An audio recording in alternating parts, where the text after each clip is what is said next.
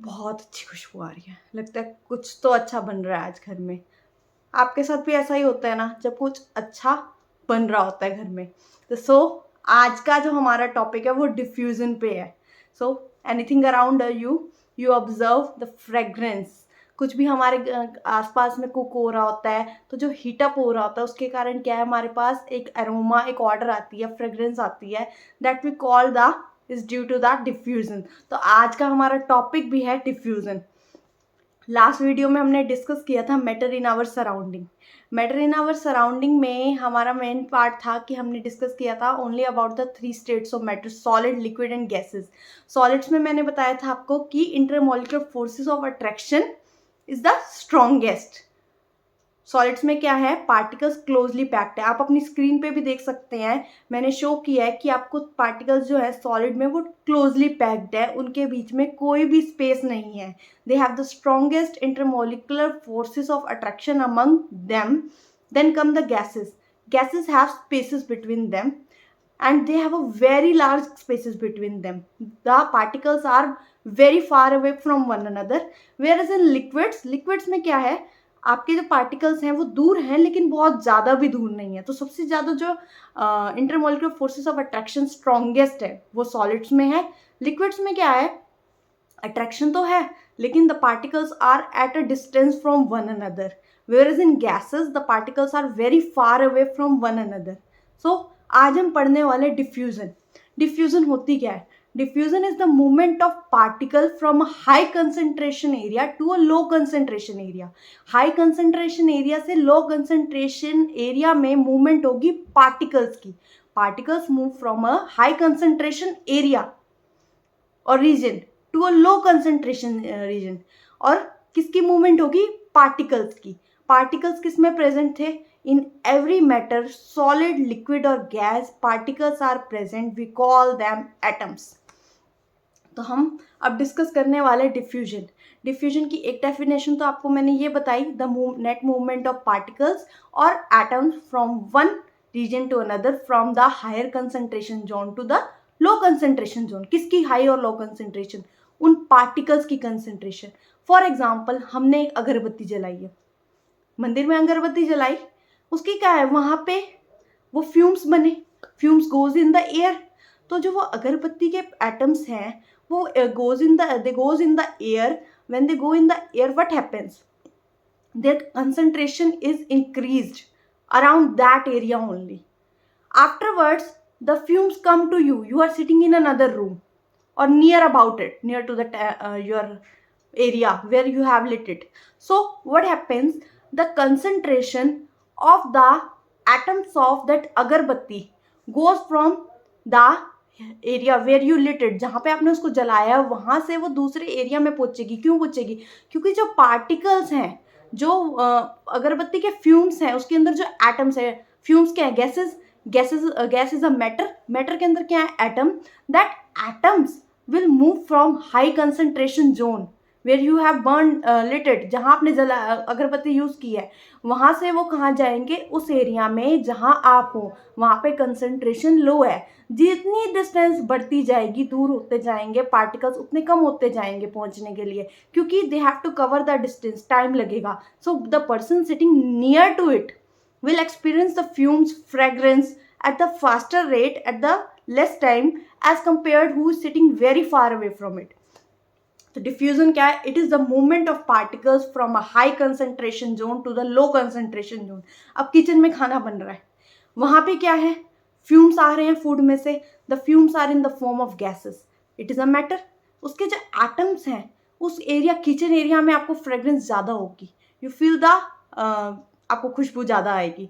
But you are sitting in the another room, you will experience the fragrance, smell, whatever you call it, वो आपको कम experience होगी and it will take some time because there is a movement of particle from the kitchen to the room. And in what form it is coming, the movement of particles of the food goes in the atmosphere. atmosphere में क्या है, gases, gases क्या है, freely है, space है उसके अंदर।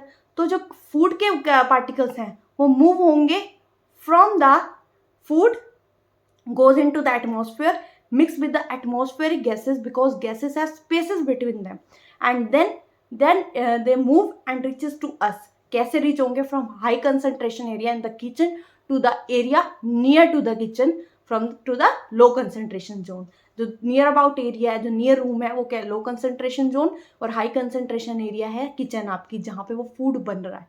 तो diffusion is the movement of atoms or particles from a high concentration zone to the low concentration zone और area. दूसरा कह सकते हैं डिफ्यूजन की definition, it is the intermixing of two different types of atoms of two different matter. एक matter क्या है? Food आपका, उसके फ्यूम्स बने, that goes in the air. एक मैटर वो है, उसके एटम्स होंगे अलग. और आपके एटमॉस्फेयर में गैसेज हैं, oxygen, carbon dioxide, the gases are present. So the two types of atoms intermix. This is also we call diffusion. Intermix हुई, मूव हो रहे हैं उसी एटम्स के बीच में, एटमॉस्फेयर के एटम्स के बीच में डिफ्यूज हो रहे हैं. So we call it diffusion. So I hope up to here the diffusion concept is clear. आपको आपकी स्क्रीन पे एक डेफिनेशन दिख रही होगी. Diffusion is the movement of particles और atoms from a high concentration area to low concentration zone. अब हम आगे चलेंगे. Diffusion in solid, liquid and gases. Solids के पार्टिकल्स बहुत क्लोजली पैक्ड हैं, बहुत ही ज़्यादा क्लोजली पैक्ड है. तो हम बिफोर एक्सप्लेनिंग दिस, मुझे एक और चीज़ आपको बतानी है, एक और एग्जांपल. जैसे कि आप इंक, आपकी स्क्रीन पे आपको दिख रही होगी. आप इंक की 2 या 3 ड्रॉप, कोई भी, या फिर कलर ब्रश कर रहे होते हैं आप, पेंटिंग का वर्क कर रहे होते हैं, तो ब्रश को आप साफ करते हैं, वो उसको वाटर में आप क्लीन करते हैं. So when you dip it in the water brush, the colours of the brush will scatter. सारा जो उसमें है वो कलर आपके वाटर में आ जाता है. अगर आपने रेड ब्रश था तो आप वाटर में डिप करोगे तो आपका वाटर जो है सारा रेड कलर का हो जाएगा. या फिर आप ले सकते हो इंक की 2-3 ड्रॉप्स, अगर आप वाटर में डालते हो तो वाटर का कलर ब्लू हो जाता है. लेकिन जैसे ही आप पहले इंक डालते हो एक ड्रॉप, तो क्या है, ऊपर की लेयर क्या होगी? वो ब्लू होती है, और धीरे धीरे वो सारा जो कलर है वो पूरे वाटर में आ जाता है और पूरा वाटर ब्लू कलर का होता है. तो क्यों हो रहा है? पहले आपने ड्रॉप डाली, आपको आपकी स्क्रीन पे दिख रहा होगा, ड्रॉप डाली तो क्या हुआ? वो जो हाई कंसंट्रेशन का लिक्विड था, इंक था, वो क्या है, लो कंसंट्रेशन एरिया में आना शुरू हुआ. पहले वो वाटर के कुछ एरिया पे आएगा, धीरे धीरे धीरे लो कंसंट्रेशन एरिया नीचे और था, तो वो सारे वाटर में एटम्स जो थे इंक के, वो आ गए. From there movement is from high concentration ink to the water which has low concentration of ink. So high concentration area से लो कंसंट्रेशन एरिया में मूवमेंट हुई, और दोनों ही लिक्विड्स हैं, इंक भी लिक्विड है और वाटर भी लिक्विड है. So the movement is easier, diffusion easy है, क्योंकि लिक्विड्स में हमने पढ़ा था स्पेसेस आर देयर. तो जो आ रहे हैं एटम्स लिक्विड के, तो वो उसके अंदर मिक्स हो सकते हैं क्योंकि स्पेस है, और जो आ रहा है उसके पास भी स्पेस है, वो they can move easily. So the movement is easier in liquids than in solids. और गैसेस तो खुद ही एक्सपेंड होती हैं, गैसेस में तो बहुत स्पेस है. कोई भी अगर दूसरा एटम आता है तो वो जल्दी से जल्दी मूव कर पाता है क्योंकि बहुत सारा एम्प्टी स्पेस है, हिंड्रेंस कम है उनको. So diffusion is fastest in gases and after that comes the liquids. और सॉलिड्स में डिफ्यूजन नहीं होती. आपके पास एक सॉलिड है, उसके ऊपर मैं एक ड्रॉप वाटर, इंक, कुछ भी डालती हूँ, सिर्फ सरफेस पे आएगी, उसके अंदर नहीं जा सकती. The reason is that solid the particles are very closely packed, बहुत क्लोजली पैक्ड है. तो कैसे जाएगी इंक? नहीं जा सकती, मूवमेंट ही नहीं होगी. कोई आप एटम, कोई भी मैटर डाल रहे हो उसके ऊपर, उसके मॉलिक्यूल से एटम्स कैसे जाएंगे जब उसके बीच में स्पेस ही नहीं है सॉलिड में. So it is not possible in solids to do diffusion. Liquids में पार्टिकल्स क्या है? लिक्विड्स में पार्टिकल्स के बीच में स्पेसेस है, टाइटली पैक्ड नहीं है. सो अगर कोई भी आप उस पे, अगर किसी लिक्विड में आप कोई इंक डाल रहे हो, कोई कलर डाल रहे हो, उसके एटम्स क्या है, इजिली आएंगे, they occupy the space and they intermix. दोनों के मॉलिक्यूल्स, एटम्स इंटरमिक्स हो गए. So this is what we call diffusion in liquids. हमने लास्ट टाइम पढ़ा भी था कि हम सॉल्ट डाल रहे हैं, तो सॉल्ट सॉलिड है, उसने स्पेसेस को ऑक्यूपाई कर लिया. Next is the gases. Gases बहुत इजीली एक्सपेंड होती हैं और उसकी इंटरमोलिकुलर फोर्सेस ऑफ अट्रैक्शन बहुत कम है. They are at very far distance, the atoms are very far distance. तो कोई भी मॉलिक्यूल आ रहा है, कोई भी एटम आ रहे हैं, किसी पार्टिकल्स, कोई भी पार्टिकल्स उसके अंदर डिफ्यूज़ होने आ रहे हैं। मान लो गैसेज में आपने परफ्यूम यूज़ किया, तो परफ्यूम की फ्रेग्रेंस जल्दी आती है। The reason is that in the atom the particles are very far away. Perfume क्या इवेपोरेट हो रहा है और उसके जो एरोमा है के पार्टिकल्स हैं, they goes into the atmosphere where the movement of the particles of the perfume will be easier, because the distance between the particles of the atmosphere or the gases present in the atmosphere are very far away, so they can easily move and they can move at the faster rate. So the diffusion is fastest in gases than in liquids, and it doesn't occur in solids or negligible. So here our discussion was about the diffusion. It is the net movement of particles from a high region area to a low region area. Diffusion fastest किस में है? Gases में, उसके बाद liquids and solids. The intermolecular forces of attraction are the strongest, so the gases have the strongest have the highest number of diffusion. और solids में intermolecular forces of attraction ज़्यादा है, तो उसमें diffusion negligible होगी या नहीं होगी। अब आगे है किस किस फैक्टर पे डिफ्यूजन डिपेंड करती है। डिफ्यूजन डिपेंड करती है, just take a example of the temperature. जैसे ही आप टेम्परेचर इंक्रीज करेंगे किसी लिक्विड का, हमने हीटअप कर दिया लिक्विड, उसमें आप इंक डाल के देखिए तो वो जल्दी डिफ्यूज होगी। क्यों होगी? पार्टिकल्स मूव कर रहे हैं लिक्विड में, they are moving at because there is a distance between the particles in the liquid.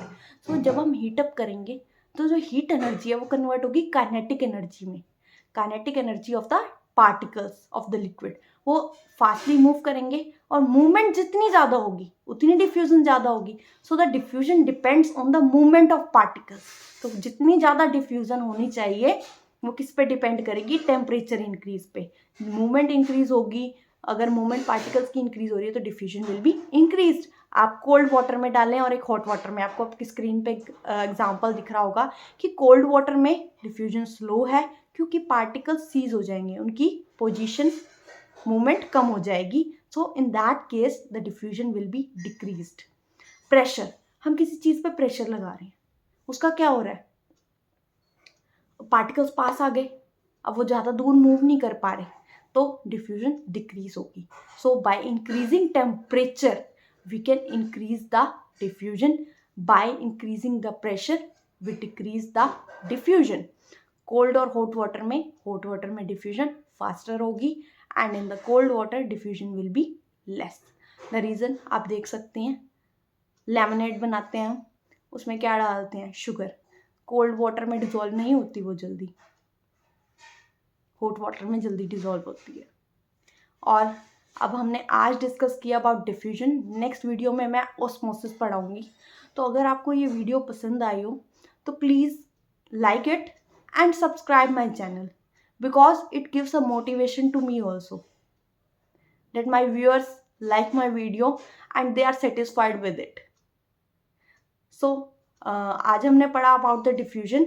एक बार मैं रिकैप दे रही हूँ। Diffusion is the net movement of particles from a high concentration zone to the low concentration zone. आपके आसपास कोई perfume लगा रहा है तो क्या है, उसकी जो मूवमेंट होगी पार्टिकल्स की, परफ्यूम पार्टिकल्स की, from the high concentration zone to the where you are sitting to the low concentration zone. किस में हो रही है? एटमोसफेयर में गैसेस है। गैसेस क्या है? दे आर एक्सपेंडेबल, उनके जो पार्टिकल्स हैं वो दूर दूर है। सो जो वेपर्स आएंगे, vapours goes in the air in the form of gases. दोनों के जो पार्टिकल्स हैं वो भी गैस है, वो भी गैस है। जो एटमॉस्फेयर में गैस है और जो परफ्यूम की गैस के पार्टिकल्स हैं वो दोनों मिक्स हो जाएंगे and this is what we call diffusion. और मूवमेंट होगी पार्टिकल्स की फास्टर, क्योंकि गैसेस में स्पेसेस बहुत ज़्यादा होते हैं, they will come to us at a faster rate. और डिफ्यूजन लिक्विड्स में भी होती है। इंक का एग्जांपल दिया आपको मैंने in water, and in solids the diffusion is not possible or negligible. So I hope this video is useful to you. If you like my video please subscribe my channel. And last में हमने discuss किया about the effect of temperature and pressure. Cold water में diffusion slow होती है, hot water में fast होती है। जैसे जैसे टेम्परेचर इंक्रीज करेंगे, दो आपने हीट एनर्जी थी, वो हीट एनर्जी किस में कन्वर्ट होगी? Kinetic energy of the particles. Particles move तो पहले भी कर रहे थे but they are going to move at the faster rate, और इसी मूवमेंट के कारण ही तो डिफ्यूजन हो रही है। जितनी ज़्यादा मूवमेंट होगी उतनी ज़्यादा डिफ्यूजन होगी। So diffusion increases with the temperature and it decreases with the pressure. Pressure लगाएंगे तो कोई पार्टिकल सारे साथ साथ आ जाएंगे, साथ साथ आएंगे तो क्या है, डिफ्यूजन, मूवमेंट कम होगी, मूवमेंट कम होगी तो पार्टिकल्स के डिफ्यूजन कम हो जाएगी। So this is how we define that diffusion. Solid में पार्टिकल्स वाइब्रेट करते हैं लेकिन अपनी पोजीशन पे, वो अपनी पोजीशन छोड़ नहीं सकते क्योंकि पार्टिकल्स बहुत पास हैं तो उसकी क्या है, मूवमेंट वहीं पे ही होगी, they can not go from one place to another. So in this case diffusion is negligible or not possible. I hope you like it. Thank you.